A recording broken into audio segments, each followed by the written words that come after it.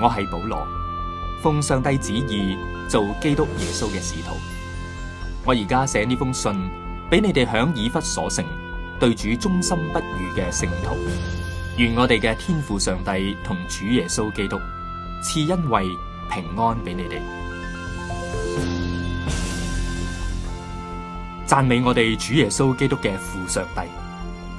佢藉住基督將天上各樣屬靈嘅福氣賜過俾我哋。例如，早響創造呢個世界之前，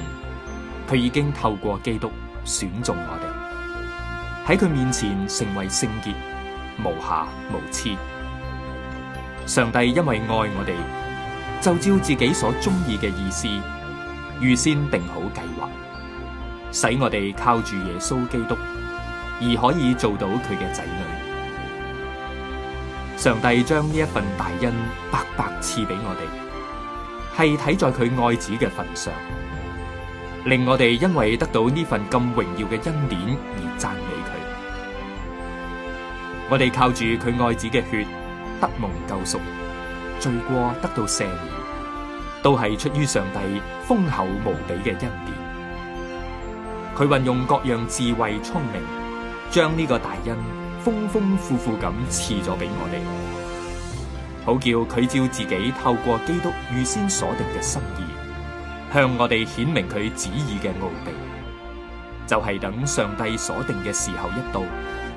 就令天地間嘅一切都歸屬基督管理，完全合一，和諧共存。上帝憑自己嘅心意計劃嚟做事，仲預先安排好，預定我哋透過基督得到上帝嘅產業，而且又要令我哋呢一群最先相信基督得到盼望嘅人，為佢嘅榮耀讚美佢。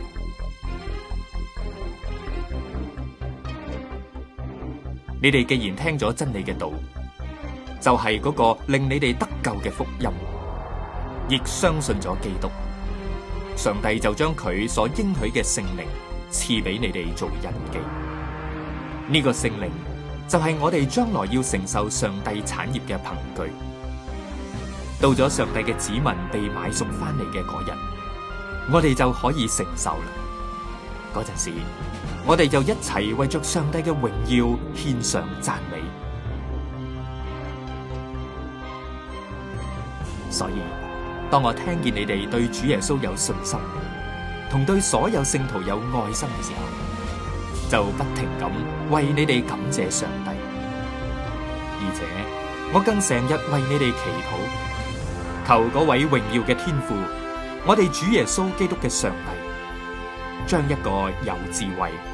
能夠明白啟示嘅心靈賜俾你哋，令你哋更深認識佢，並且使你哋心靈嘅眼明亮，認識到佢嘅呼召帶嚟幾大嘅盼望，